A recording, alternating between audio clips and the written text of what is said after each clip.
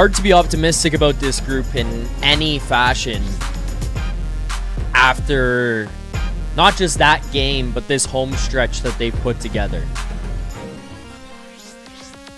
This is 4 straight games that you've lost, all 4 of which have been at home. A loss here or there is what it is. You can manage. You can say, okay, yeah, that one wasn't good, but let's get the next one. Let's bounce back. And this team just doesn't have that. This team just doesn't have that pushback, that fight to be able to get back into the next one. So often, it's too little, too late from this group, and it's been a game-by-game basis from these guys for years. Even in the years that they won the Atlantic Division or were a top 3 team every season and you knew they were playing Boston and Tampa, they'd have those sleepy games where they just kind of disappeared for one and it would be like down 4 goals and in the last 5 minutes they turn it on and they score 2 and they make it 4-3 and you're like, wow, they pushed back. But for 40, 50 minutes of the game, they were nowhere to be found. It's kind of how this season has started, and I think that's probably where you're at as of right now. 5 games left going into the Olympic break. Too little, too late.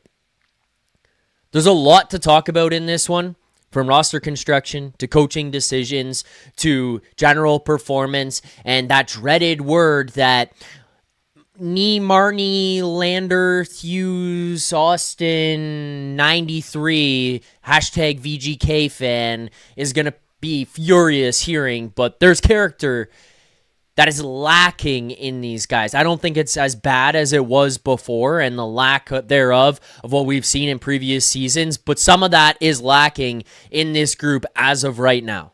They just don't have it to that degree, and it's on display in a game like this here today. It's on display in Friday night's game to come out as flat as you did in both of these games this weekend and just lay an egg and then think, nah, we'll get it back. We'll fight back into this one and we can find our footing and we can clean things up. No, you can't.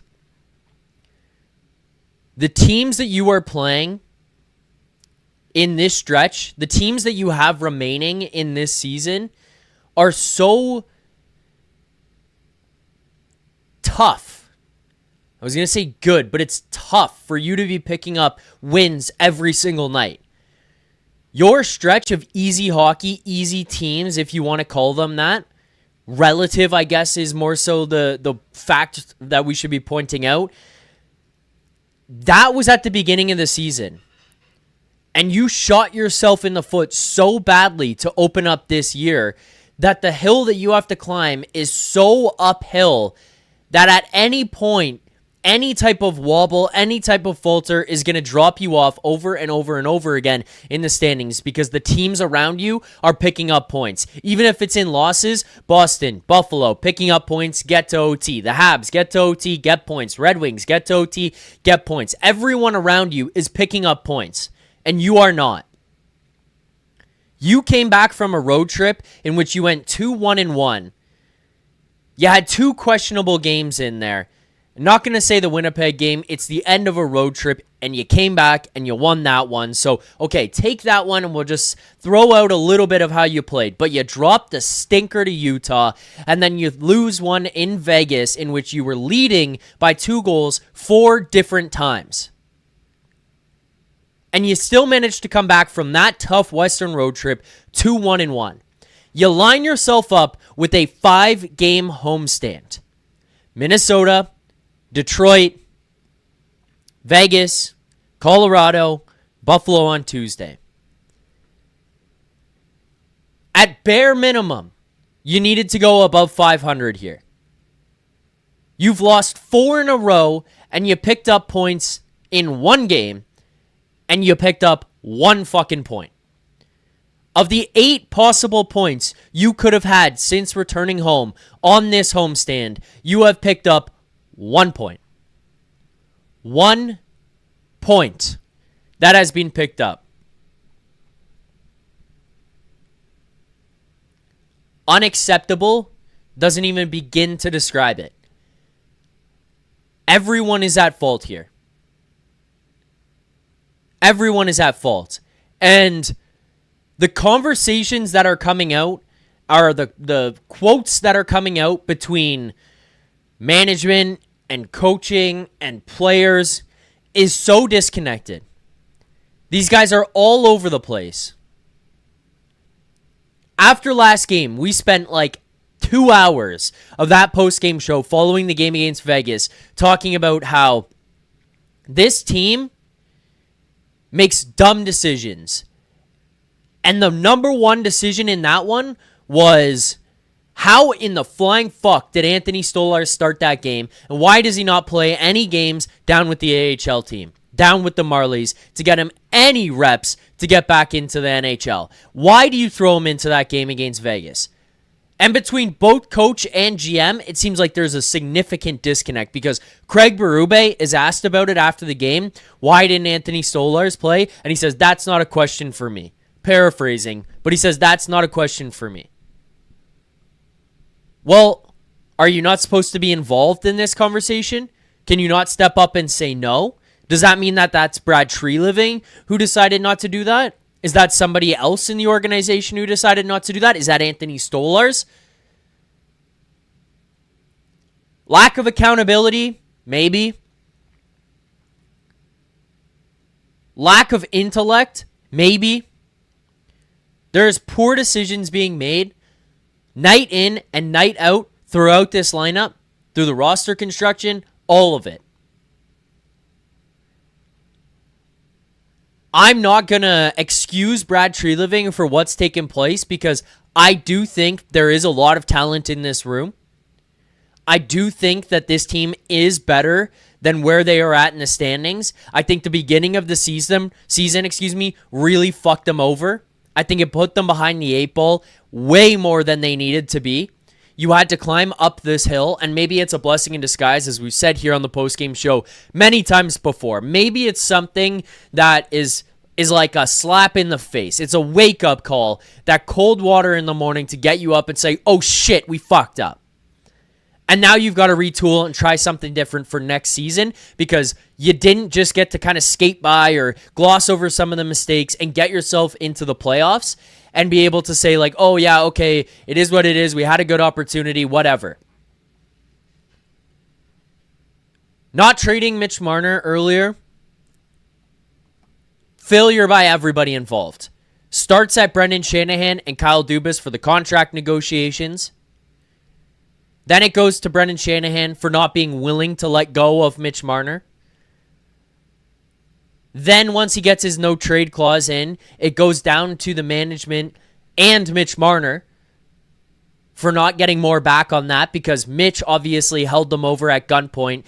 His daddy decides, hey, it's time to fuck over this team because they're not going to put a banner up of you. So instead of going out a hero and loved by the team, let's go out and be the biggest villain and the biggest pieces of shit that we could possibly be. So they fuck over the team, while also at the same time, management and coaching and presidents and whatever don't force him out. That's a problem. Not forcing out Morgan Rielly or finding upgrades over him, problem. You don't have anybody to run power play 1. Morgan Rielly is not the guy to be doing it. He's not the guy to be leading the charge here on PP1. That power play is fucking stunk, and he's the main culprit of that. And oh, by the way, he also can't play defense. No upgrade over that. I don't really have an issue with Brandon Carlo personally. I know a lot of people disagree with that, but I don't have a problem with Brandon Carlo. I think he's good. I think he's got an atrocious defender that he's got to play with night in and night out. No upgrades over Phil Myers. That guy's not an NHL player. He shouldn't be playing. There's so much that has gone wrong and is probably out of coaching and management's control. But some of the shit that has been fucked up, or some of this, is at least on the management and the coaching. Talk about closing out the Vegas game, the first one in Vegas. Wrong guys on the ice to close that one out. What is Craig Berube doing? Talk about the game against Detroit in overtime. Eastern Conference team, home game, overtime. You need 2 points. Why is Easton Cowan out there? Why is Morgan Rielly getting opportunities to go on the ice? Bad decisions by Craig Berube. Why does Anthony Stolarz start on Friday? Bad decision by Craig Berube. Why does Anthony Stolarz not get games in the AHL? Bad decisions by Brad Treliving. Why didn't we overhaul the coaching staff or the way that these guys were playing earlier on? Why did it take 35 games to get to a point where Craig Berube finally decides, okay, yeah, I will change things up? Bad decision making by the coaching staff. Too little, too late by the GMs and the management. You now also have all these injuries. Your number one defenseman in Chris Tanev, injured. Your number 2 forward, beside Auston Matthews, injured, William Nylander. Dakota Joshua, who finally figures things out, can't play, lacerated kidney or spleen or whatever it was, can't play, out.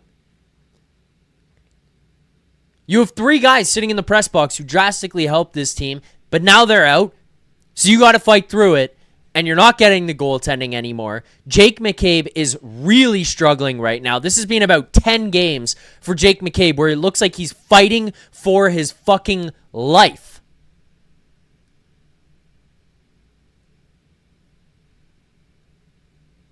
Fighting for his life every game.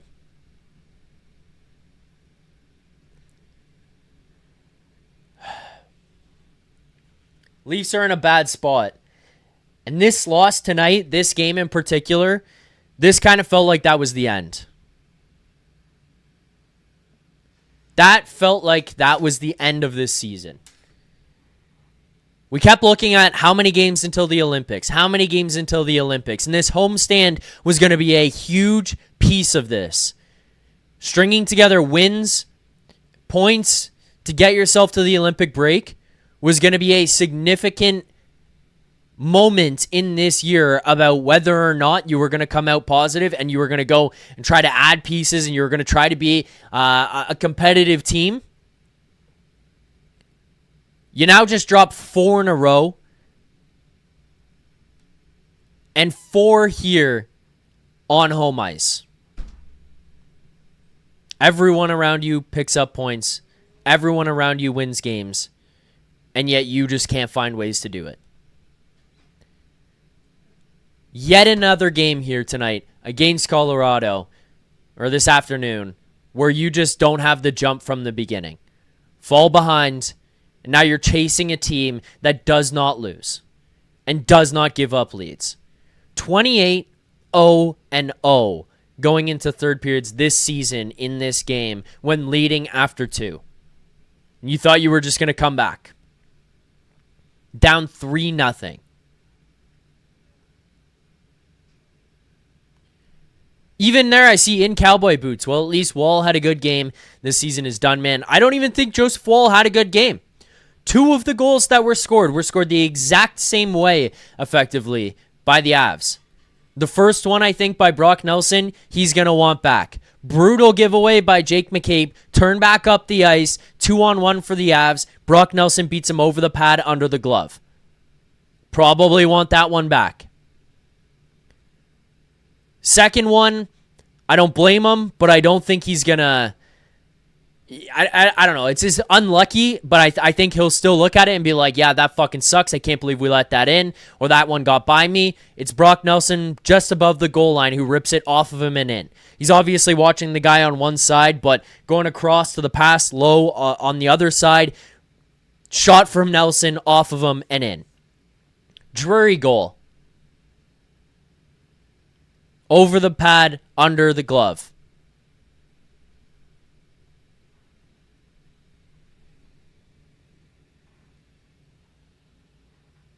Feels right now that this season is way too out of hand. Unless you're just going to get everybody back tomorrow, I can't see a situation here in which this thing turns around.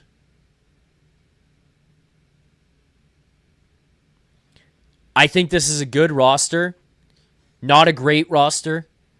I think it's being poorly managed. I don't think the team matches up with what Berube wants to do. He's trying to meet them halfway. They're trying to meet him halfway. And it started to work a whole lot better. But they were playing at peak. I said over and over during that run, if they were somewhere between what they were at the beginning of the season and somewhere where they are right now,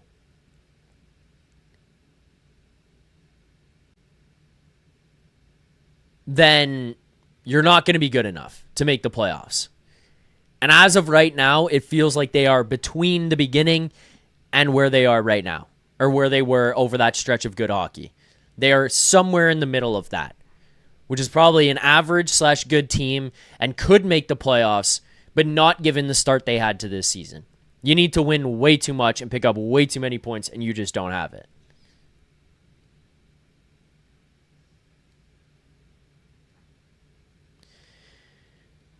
Real frustrating. Real frustrating. If anyone here wants to call in and give their thoughts, we'll open up the call-in link here in a moment. Just a reminder to people, some housekeeping stuff as we continue to break down game number 52, losing to the Colorado Avalanche here tonight in what was pretty pathetic, especially on the defensive side of the puck. Pretty pathetic for this Maple Leafs team against Colorado in a 4-1 loss in which Brock Nelson pretty much single-handedly ends your season, it feels like right now. If anybody wants to give their thoughts, the link is sent there in the chat. We will pin it so people can jump in and give their thoughts. Some things to remind people as we go throughout the course of the show tonight. Every set of 50 likes, 50, 100, 150, 200, whatever it is that we get to, we will do the smelling salts. I've got them right here, and we'll do them all show long as well for people. Proceeds from our super chat do go to Sick Kids Charity, Canada's #1 research-intensive children's hospital in Canada, #3 in North America. You get those super chats in, I will answer, read, talk about, discuss, whatever it is you want me to do. I will answer all of the questions that come in or comments that come in from the super chats here, and they do go to a great cause. So you want to get your opinion read, you want to get your opinion brought up or discussed, whatever, I will answer and read all of them here on tonight's, or this afternoon, I guess I should say, on this afternoon's post-game show in what is a really, really white day outside right now with the snow that we're getting here in Toronto. I'm looking out on the balcony. It is piling up the window outside of my room here in downtown Toronto right now. Okay, lots of people jumping in here to call. Just quickly before we get to that, 2 super chats I want to read. First one, Zach Green, sure glad Willie flipped us off. Yeah, for those who didn't see on the broadcast or for those who missed it, William Nylander does flip off the camera. It looked like he knew exactly what he was doing on that one. I know that this did not make people overly happy during this game, especially the way this game was going. But yeah, this is courtesy of TSN there. And the Leafs Nation on Twitter posting out this one. William Nylander giving the camera the finger. Great stuff. The team season is coming to an end. 3 guys who could really help the team get into a better position or get them out of this bullshit that they're dealing with right now in Tanev, Nylander, and Dakota Joshua sitting up in the press box. And Nylander is flipping off the camera. Max Entius Decimus, if we trade our youth, I can save thousands on Sportsnet Plus fees by not watching, by going all in. I hope that we give Boston a 6th to 10th overall pick. Well, look, unless the team actually sells, I don't think that they end up in that bad of a position. I've said it, or if they rest guys as well, I've said it, and I will hold on to it. I believe that there's enough talent on this team to at least stay in the middle of the pack. The goaltending is good enough. The offense with what you have in that third line, Scott Lawton, Tavares, Nyes, Matthews, the way Bobby McMahon is playing, if Nylander comes back, like you're gonna have enough pieces here that are gonna be able to help you stay in the middle. So unless you trade guys away or you sit guys, like if you sit Nice, or keep Nylander out, or decide that it's time to sit OEL because he's injured and you need to rest him, or McCabe, or whoever, then I don't see you falling off a cliff the way that people want it to. Just playing this out, you've got too much talent for you to be a bottom 5 team in the NHL. That's the reality. The only way that this works for this group is if you trade off some pieces and get assets back that you can use from other teams in these first rounds, in my opinion at least. Like, tell me what happens here with this group where I just don't see a world, is I guess is what I'm trying to say, in which they all play and they find a way to actually get in the bottom 10 in picks. Like, I think they are still a middle ground team that just finishes just outside the playoffs, and that's kind of it.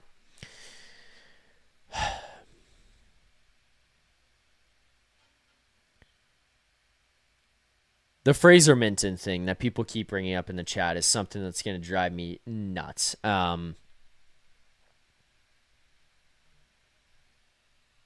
We'll see what Fraser Minton turns out to be. It's just the way people talk about him is that he's like the next Patrice Bergeron. And then it's like you actually speak to anybody who knows what's going on. And it's like, yeah, it stings, but he's going to be a really good third line center. Okay. Let's leave it at that. He has 13 goals, Zach. Yes, I know. All right. Callers are lining up here to get into the post-game show, so I want to hear what everyone here has to say in Leafs Nation. So let's start with our first caller of the night. Let's go to Mando on the line. Mando, what's up? Zach, how's it going? I want to be really upfront. I didn't watch the game today. I forgot about the early start, so I was like, I'm seeing my Twitter feed. There's like shit going on. I'm like, oh wow, 3-0 third period.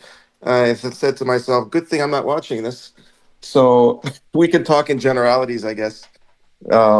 Maybe not take so long, but this was the key weekend, right? Week that you mentioned. They needed to pick up, like you said, they needed to be 500, and they're like 0. That's it's just the way it is. They're Yeah. They messed up the beginning of the season, and really that was their strength for the last 10 years. They would go crazy in October, November, December, and then kind of have their drop off later. But they build up enough points that they can withstand everything. Now it's just it's a losing cause, unfortunately. You look at the inconsistencies, right? There was the third line. They just disappeared. Like, they haven't been around for a good week. You look at, like you said, the goaltending has been, just mid at best. It's just inconsistencies, and for some reason, Jake McCabe just decided to become like a Morgan Rielly. And I'm not sure what to do with Morgan Rielly. I would say, they have two choices: is just approach him and say, waive your no movement clause, or look at even a buyout at this point. I mean, there's just that he can't play, and the thing is, you can't really play him on a bottom pair. What do you do with someone like Morgan Rielly? I'd like to get your opinion. Not a clue. Not a clue. I don't know. He can't play. He's got no defensive abilities. He's not physical. I love the fact that he bleeds blue and white and wants to be a Maple Leaf and wants to be here in Toronto, but he's not effective. And running him out there the way that you are right now is mind-boggling for Morgan Rielly. Like, the only problem that you end up with is what is the future goal of this team? As in, what is your plan for the next 2 years while Auston Matthews is still here? What is your plan while William Nylander is still here? Because if the goal is to be competitive, and I keep seeing this in the chat, and people can say this all they want, but if your plan is to just Trouba Morgan Rielly and like force him out and have a terrible, like treat him terribly until he decides, okay, I have to leave, you run the risk of absolutely destroying your room. And where I will step in and defend the guys in the room on this, where people are like, well, that's soft, you gotta win. It's like, no, it doesn't fucking matter. Like, these guys, you build relationships with these guys, and you watch guys get treated like shit, then that's when people can be like, well, I don't like the way you treated these people, and have a disdain for the coaching staff, the GM, the organization as a whole, want out, want to leave, or just turn sour in general. And if that's the case, that ends up happening. If you go off a cliff of just souring the entire room and making people hate being here and the way you treat people, then you're in a fucked up spot, and people aren't going to want to come here and play for you and play in this. So you got to be careful about how you handle it.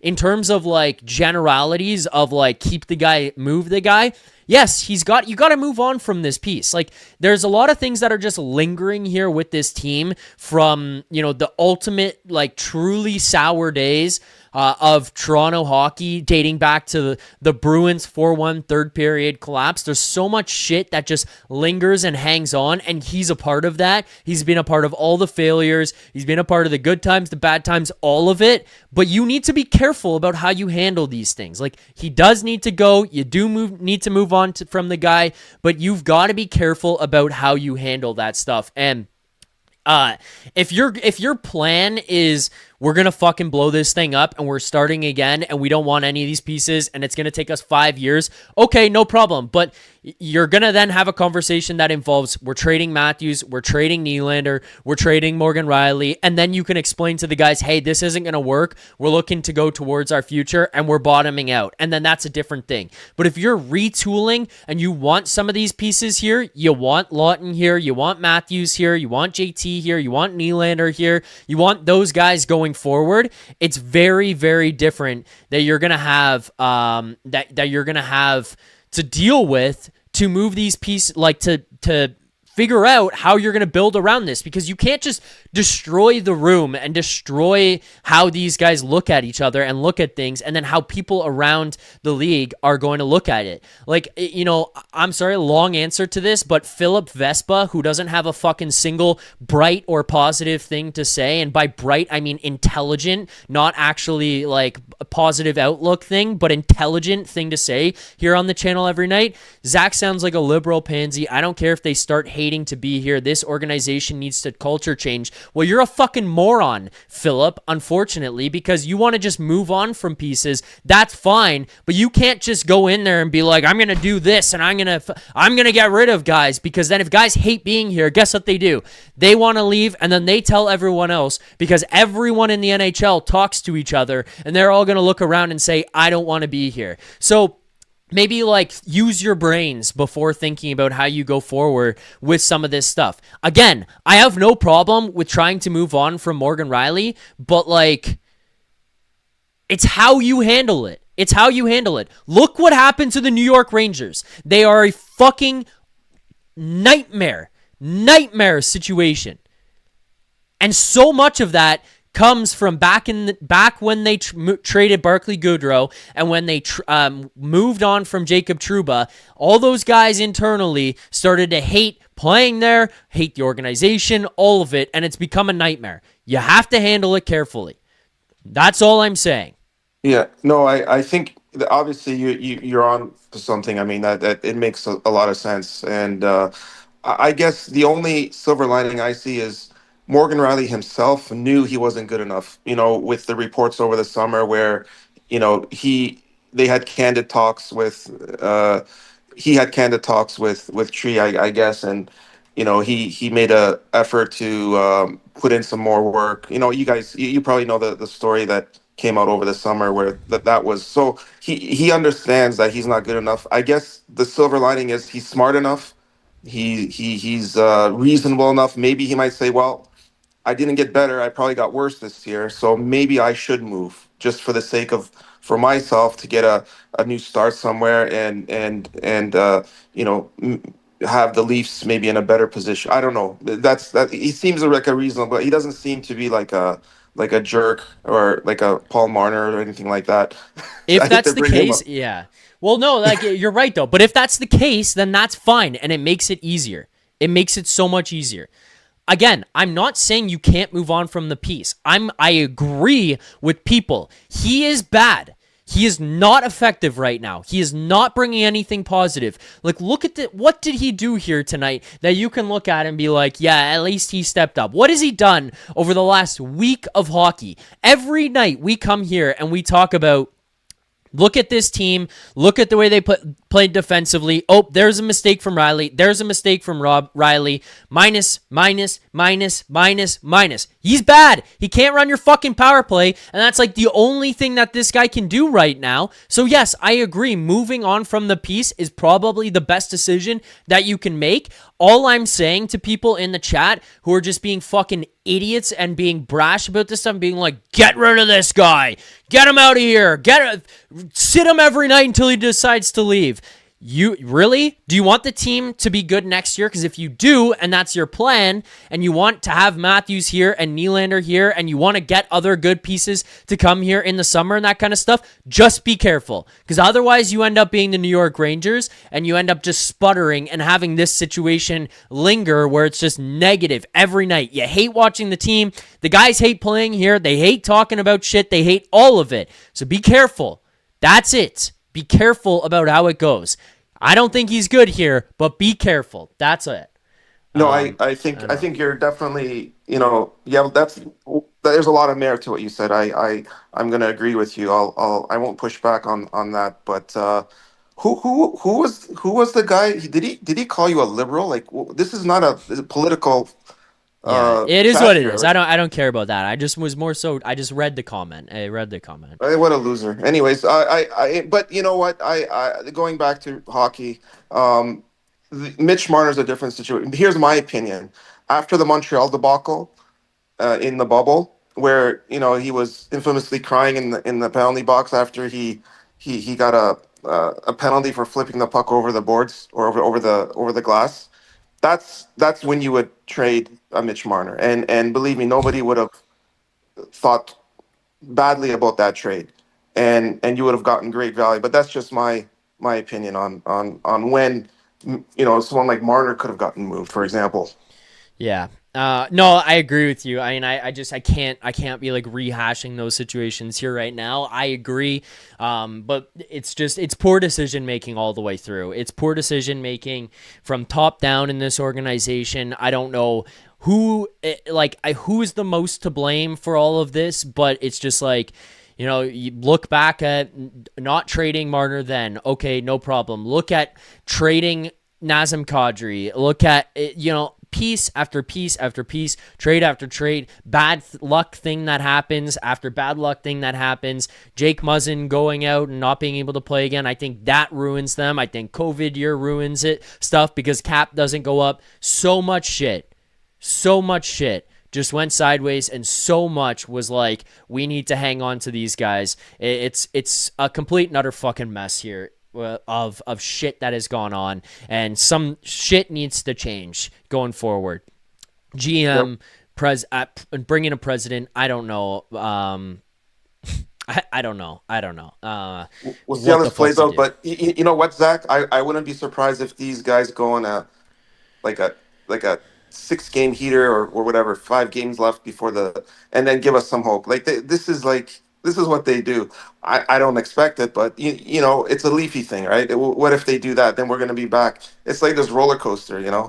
But Yep. regardless, I don't think they're going to make it far in the playoffs, even if they cure all of their ills at this point, and they play great hockey. It's just the team needs some more, in my opinion, and we'll see what happens. But we'll leave it at that.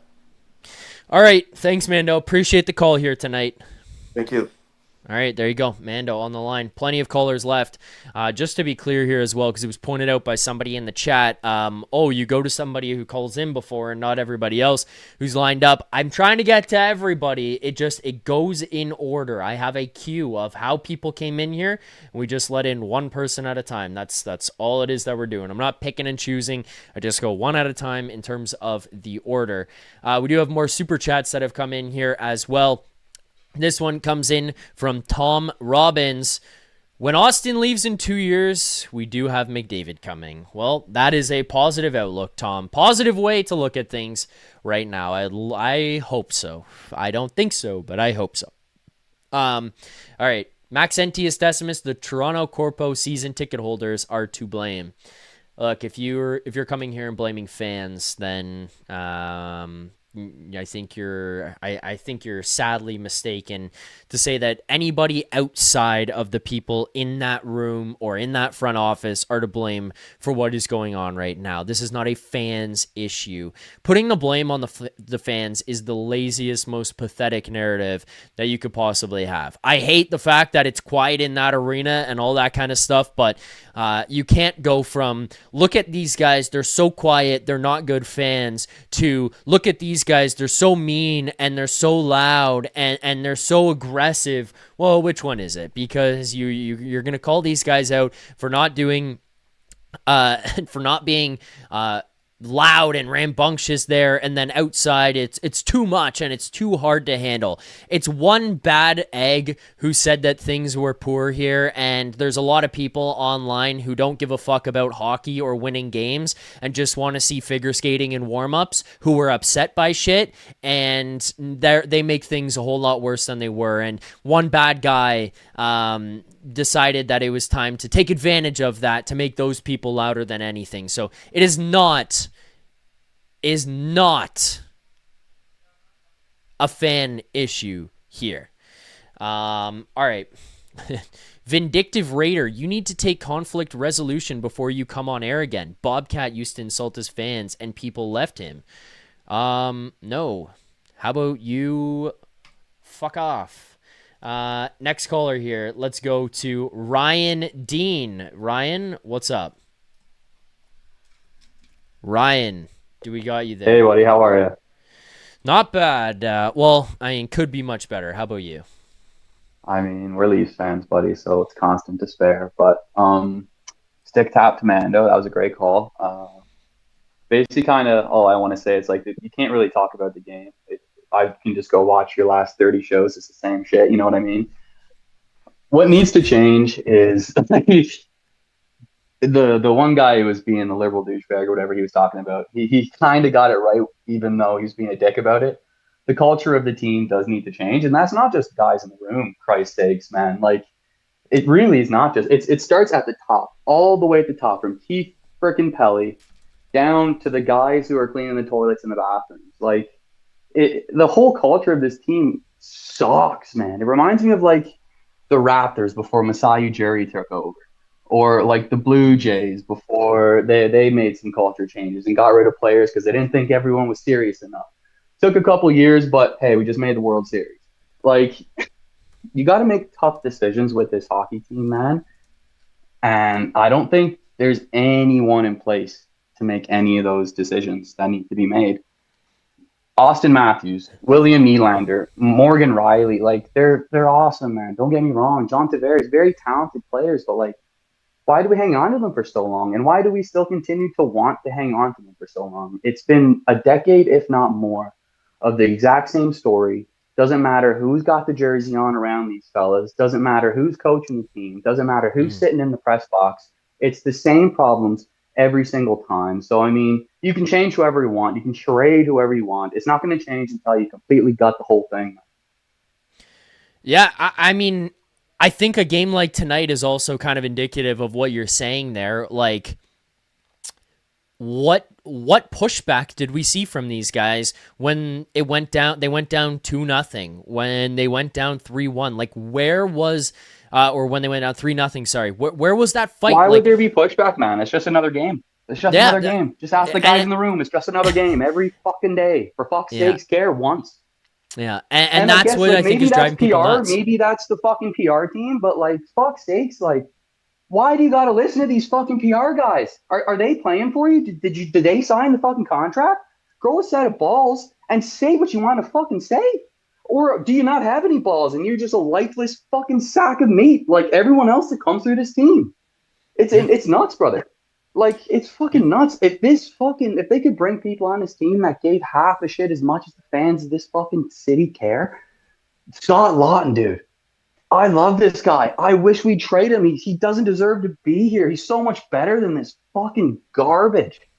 I wish we had fucking 14 Scott Lawns out there right now and not even one Auston Matthews. And Auston Matthews is one of the most talented hockey players I've ever seen in my life, but he's a fucking joke as a leader. Joke to take away the fucking C from Johnny Tavares and put it on his chest. For what reason they did that, I have no idea. No idea. Is he a great hockey player? Sure.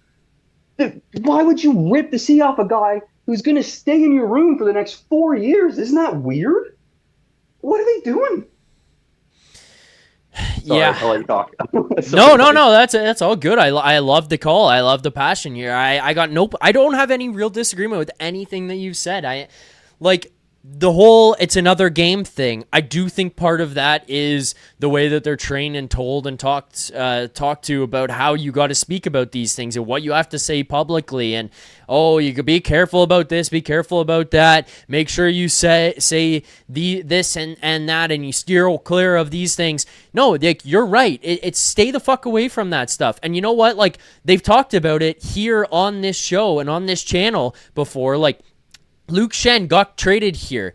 The boys asked him to come on Leafs Morning Take, and he was told no by the team, and he said finally, he's like, no, fuck that. I'm going on the show. I'm going to do the show. Does it. You read all the comments that Scott Lawton makes after games when he talks about the accountability and how they played. It's like he doesn't have the ability to conform to some of this stuff that you see everybody else in this lineup do. Like, I bet you if you come out and read the comments, like, this is the first season they started to change how they say anything, but this is the first season that they've done that, and it's still not to the extent that, like, a Scott Lawton does. The Vegas game, he comes out, didn't have the urgency, didn't have the attention to detail. You're making things hard on your defense. Every person in Leafs Nation looks at what he says, and they're like, thank you. Because this guy gets it. This guy sees it. He feels it. We see that same shit. And every time we see anybody else here in this market come out and speak, they're all like, that's the Mitch problem too. Post games, playoffs, everyone's like, these guys played like fucking dick. And then all of a sudden he comes out and he's like, I thought we played well and did the right things. We just didn't get the bounces. It's like, no, you fucking sucked, dude. You fucking sucked. Say that you sucked. Wouldn't it be nice to hear them say it, right? Like, wouldn't it be nice to hear them say it, brother? Holy moly, just a touch of accountability is such a cool thing to hear. That's it's like it makes them seem delusional. The Jays, brother. Like, that's why the whole country loves that team. They are accountable. They do seem like they actually give a shit about each other. That's why everybody loved the Raptors starting from 2014 all the way up till today, because there is still a culture that is instilled from that championship DNA that we are missing. Oh my God, we are missing it. And you know what? That's fucking Shanny, buddy. Like, Shanny fucking just poisoned us with such a coddled culture, club med bullshit. That's not what this city is, man. And to, like, Maximus or whatever the fuck he was saying about, like, the fucking rich fans or whatever, that's not just Shanny. That's like all of MLSC pricing actual fans out the building. The building sounds like that because we can't actually afford to go to a fucking game. That's like, it's Scotiabank Arena is not indicative of what a Toronto Maple Leaf fan is. And it's such an embarrassment to put it on the fucking TV every day and just watch them like you're at a fucking wake, dude. Oh, like the Mitchie game, I fucking tearing up listening to them all sing the national anthem. It's like, finally, there's like a little bit of something in that building, and these guys can't even fucking get on the ice and try for the first 20 minutes? Come on, man. Trade everybody. Who gives a fuck who's on a team next year? Just get some heart here, man. Yeah, no, like, dude, if the point is to change this thing and revamp this, I don't want Tree Living and Berube a part of this at all. I don't want them having any fingerprints on it. I would want them out and having no input on how this thing looks going forward. Start this thing fresh. But yeah, you're right. Like, It's all the way through. And even MLSE there, it's about every single dollar. You know what's also pathetic about that, and I didn't even talk about in the postgame on Friday because there's so much other bullshit to be getting to, but is another thing about how pathetic MLSE is as a whole. They were selling autographed Vegas Mitch Marner jerseys. Are you are you stupid? Are you fucking stupid? You're selling Mitch Marner paraphernalia that is autographed and his shit in Vegas. You got to be the most brain dead anything for a dollar fucking organization ever. I don't care how much that pisses them off hearing that. That is absurd. And that is who these guys are. It starts at the top and it goes all the way through. It is fucking anything for a dollar. Don't give a shit. Oh, we're here to win Stanley Cups. We're here to do that. We're trying to make things better. Okay, you give fans more access to the players in terms of media and all that kind of stuff. And then you price fans out of the building.